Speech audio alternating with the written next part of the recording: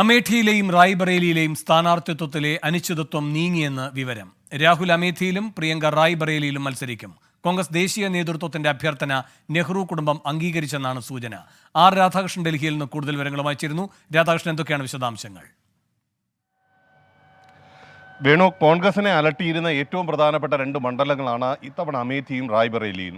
റായ്ബറേലിയിലും അമേഠിയിലും സ്ഥാനാർത്ഥി നിർണ്ണയം നീണ്ടുപോയത് പാർട്ടിക്കുള്ളിൽ തന്നെയും പ്രത്യേകിച്ച് ഉത്തർപ്രദേശ് ഘടകത്തിലും വലിയ രീതിയിലുള്ള വിമർശനങ്ങളുണ്ടായിരുന്നു. അമേഠിയിൽ കഴിഞ്ഞ തവണ രാഹുൽ ഗാന്ധി പരാജയപ്പെടുകയും റായ്ബറേലിയിൽ സോണിയാഗാന്ധി വിജയിക്കുകയും ചെയ്തിരുന്നു. അങ്ങനെയാണെങ്കിലും റായ്ബറേലിയിൽ നിന്ന് സോണിയാഗാന്ധി പിന്മാറുകയും അവർ രാജ്യസഭാംഗത്വം സ്വീകരിക്കുകയും ചെയ്തതോടുകൂടി ഈ രണ്ട് മണ്ഡലങ്ങളിലും സ്ഥാനാർത്ഥി ആര് എന്നത് കണ്ടെത്തുക വലിയ വെല്ലുവിളി കോൺഗ്രസിന് മുന്നിൽ. വയനാട് തെരഞ്ഞെടുപ്പ് ഉള്ളതുകൊണ്ട് അമേഠിയിലെ സ്ഥാനാർത്ഥിത്വം രാഹുൽ ഗാന്ധിയുടെ എന്ന രീതിയിൽ പ്രഖ്യാപിക്കാനായിട്ടും കോൺഗ്രസിന് സാധിച്ചിരുന്നില്ല. ഇപ്പോൾ രണ്ടാം ഘട്ടത്തിൽ വയനാട്ടിലെ തെരഞ്ഞെടുപ്പ് പൂർത്തിയായതോടുകൂടി കോൺഗ്രസ് ദേശീയ നേതൃത്വം അമേഠിയിൽ രാഹുൽ ഗാന്ധിയും റായ്ബറേലിയിൽ പ്രിയങ്ക ഗാന്ധിയും എന്ന വിധത്തിലാണ് ചർച്ചകൾ മുന്നോട്ട് കൊണ്ടുപോകുന്നത്. റോബർട്ട് വാദ്ര ചില അവകാശവാദങ്ങൾ ചില ഘട്ടങ്ങളിൽ ഉന്നയിച്ചിരുന്നെങ്കിലും അതൊന്നും പരിഗണിക്കേണ്ട എന്ന രീതിയിൽ കാര്യങ്ങൾ മുന്നോട്ട് പോകുന്നു.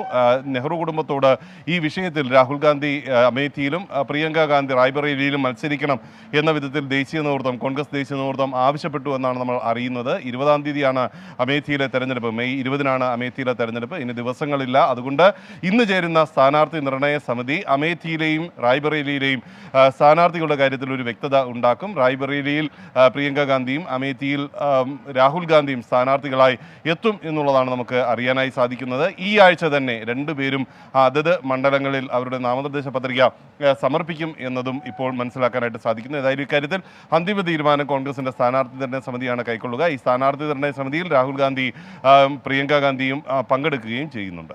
ശരി, ആർ രാധാകൃഷ്ണൻ ഡൽഹിയിൽ നിന്ന് വിവരങ്ങളുമായി ചേർന്നത്.